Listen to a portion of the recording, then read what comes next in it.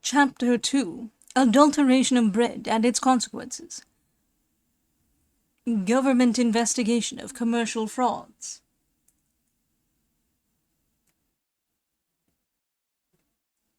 Beautiful adaptation of pure bread to the wants of man. Grievous social wrong of adulteration. Power of the English people to redress it in a calm and equitable spirit. Chemical and medical testimony to the injurious effects of alum. Punishment in France for bread frauds. The adulteration of bread with alum and other deleterious substances has lately excited the serious attention of the public and of the government, and caused searching investigation to be made as to the extent of this fraudulent practice. The result has not been satisfactory, but has thrown great discredit, without doubt, on one or two branches of English trade, which, above all others, ought to be secure from such abuse. It is indeed a grave social offence to vitiate any part of the daily food of a nation, but especially that which, from its inestimable value to us, has been not inaptly named in a neighbouring country, the blessing of heaven. Footnote: La bénédiction de Dieu. End footnote. And no plausibilities can ever justify or palliate it. Nor will any right-thinking man be induced by the love of gain, or deference to the conventionalities of his craft, to join in an offence so serious in its nature and in its results. All that has hitherto been pleaded in its defence by those who are personally interested in the question seems worse than trivial when urged in relation to such a subject. The facts of the case are plainly and simply these.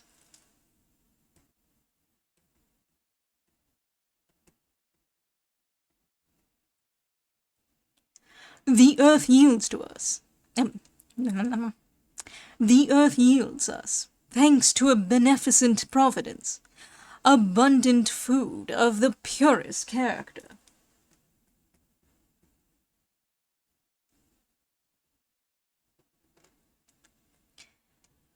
Exquisitely adapted, if we use it rightly, to the healthful maintenance of human life, and we are assured on high scientific authority that it is so tampered with in its preparation for sale as to become a positive vehicle of diseases of a most painful nature. It appears indeed wonderful that the habitual falsification of anything which is of such inestimable importance to us should ever have been tolerated by the public, and still more so that it should have been continued to the present moment. But, like all else of fraud and of wrong, this evil will gradually give way, without doubt, to quiet but determined resistance. Let it be at once distinctly known and felt that the English people insist on being supplied with bread of genuine quality, and they will have it. They can effect, and with the utmost gentleness if they will,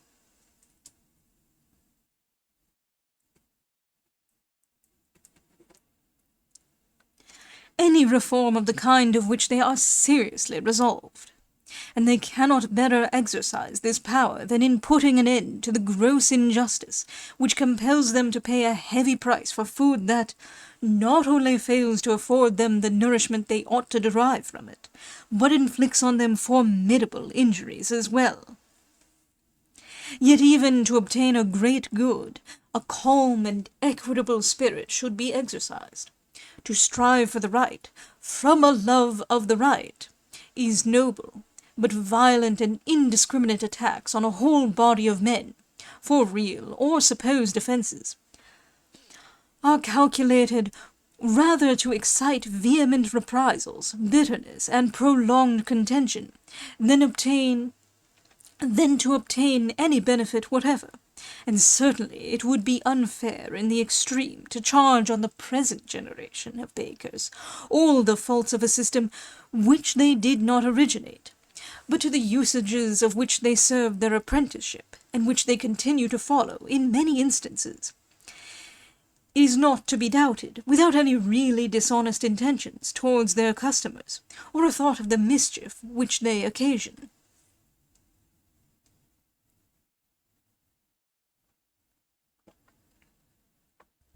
Amongst them, too, are men of unquestionable probity, who, taking no part in the frauds of their trade, may well feel themselves aggrieved at being included in the strictures directed against them.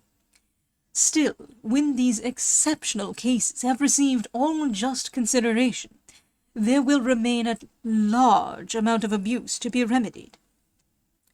But as it is always best to do freely and voluntarily what it has become evident must be done for the satisfaction of nearly a whole people, the bakers will possibly perceive the desirableness of carrying into effect the reforms demanded of them by public opinion, without further agitation of the subject.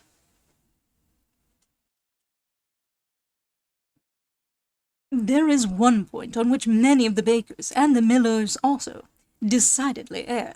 They venture to deny that alum can affect the health in the way which medical men assert that it does. Now, as their education generally does not qualify them to form an opinion worthy of respect upon the subject. Footnote: from the laborious and exhausting nature of their occupation, which is carried on through the night as well as in the day, the bakers, as a class, have perhaps less opportunity for self-improvement than the members of other trades. They seek naturally, too, for some slight relaxation when they have a little cessation of their toil. End footnote. It is unwise of them to make such an assertion.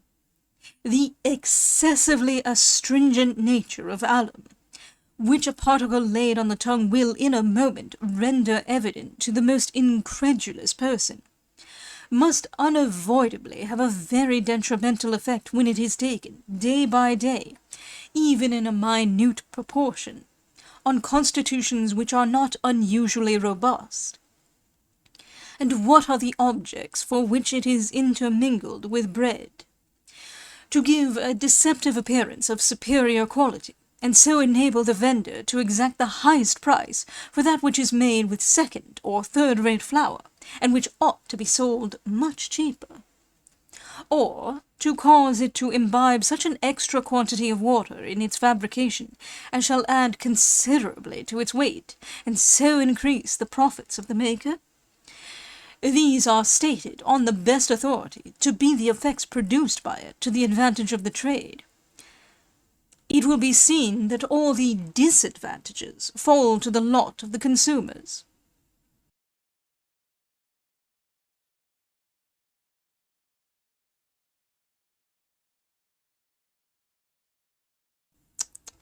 In his Dictionary of Chemistry, published more than 30 years since, Dr. Yer says, the habitual and daily introduction of a portion of alum, however small, into the stomach, must be prejudicial to the exercise of its functions, particularly to persons of a bilious or costive habit. And as the best sweet flour never stands in need of it, the presence of this salt indicates an inferior and highly assessant food, which cannot fail to aggravate dyspepsia, and which may generate also serious calculous disorders. I have made many experiments on bread, and found the proportion of alum in it very variable. Its quantity seems proportioned to the badness of the flour. Amongst the disorders to which it gives rise, he mentions acidity of stomach, heartburn, headaches, and palpitations, and he instances others of a more acutely painful and dangerous character.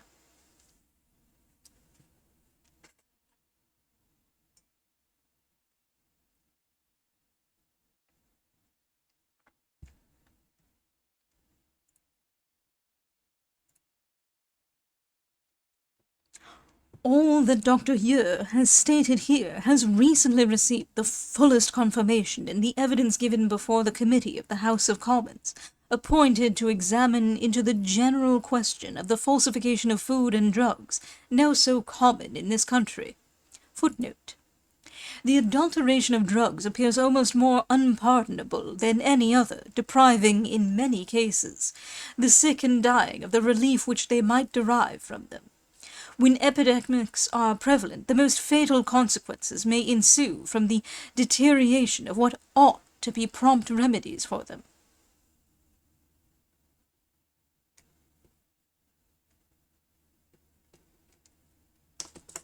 End footnote. The combined testimony of medical men and of excellent practical chemists has proved beyond the possibility of dispute the fact of the almost universal adulteration of many articles of our daily food, and of the medicines on which we depend for the restoration of health. It may well be called a cruel system, tending as it does to destroy the strength of the strong and to shorten the lives of the weak and delicate, by converting what in its genuine state would be wholesome nutriment into diet which is destructive to the unconscious eaters. From the mass of evidence elicited by the Government Committee, a long array of facts might be selected in proof of the reality and magnitude of the evil which it was appointed to investigate, and of the necessity for some energetic measures for its suppression. But I confine myself to a short extract or two, bearing more immediately on the subject of bread and flour.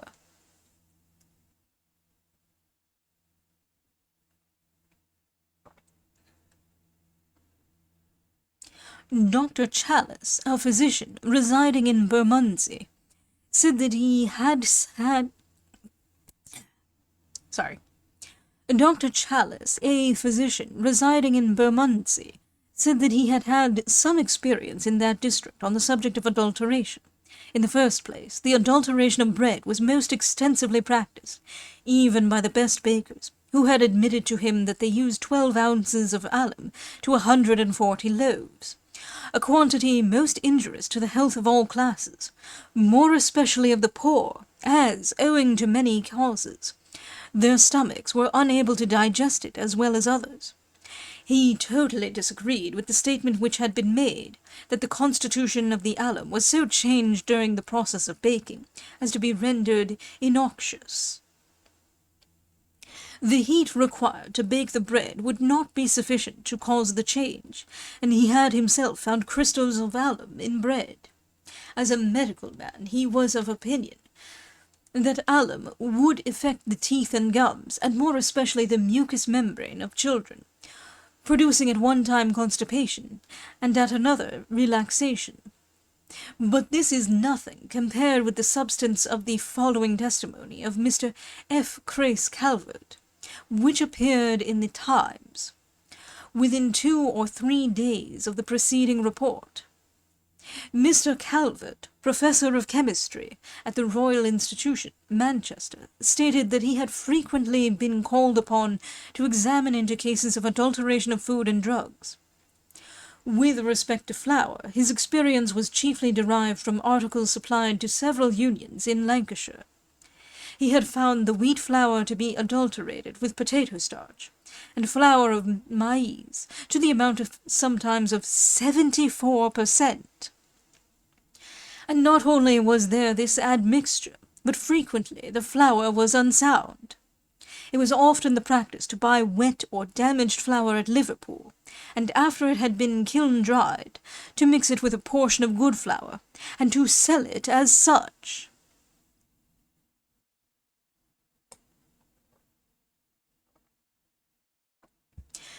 There is no need for comment upon facts like these. So almost incredible do they appear, that one is tempted to ask if indeed they can occur in a land so boastful of its preeminent civilization as ours. And where the interests of the meanest subject are said to be protected as strictly as those of the highest class. Happily, such instances of flagrant injustice towards the poorest of the poor must be very limited, or exposure and redress could scarcely fail to follow them. It has been often said by the advocates of the bakers that they are not the chief adulterators of the bread they sell, but that the flour they purchase is largely mingled with alum, and further falsified with rice flour and other ingredients. If this be so, it reaches the public through a succession of inimical agencies. Formerly in France, when the infliction of heavy fines proved insufficient to prevent dishonest practices on the part of the bakers, the following modes of punishment were resorted to. In 1 or 2 instances, if not more, the offenders were condemned to be whipped naked at the crossroads. And in 1521, 4 of their number were sentenced to be taken by the police from the Châtelet to the porch of Notre Dame, bareheaded, and each one carrying a taper 2 pounds weight, there to beg pardon of God, of the king, and of justice, for the frauds which they had committed in the fabrication and in the deficient weight of their bread. This done, they were to be conducted into the church, and to offer their tapers to be burned in it. They, in the meanwhile, exhorting all other bakers to make their bread of the weight and quality required by law, on pain of being scourged. This sentence was strictly executed. At subsequent periods, many other well-deserved punishments of various kinds were inflicted for similar offences. At the present day, the penalties incurred by the defrauders are fines and imprisonment. In England, the law deals even more leniently with such culprits, pecuniary loss being the only punishment allotted to them.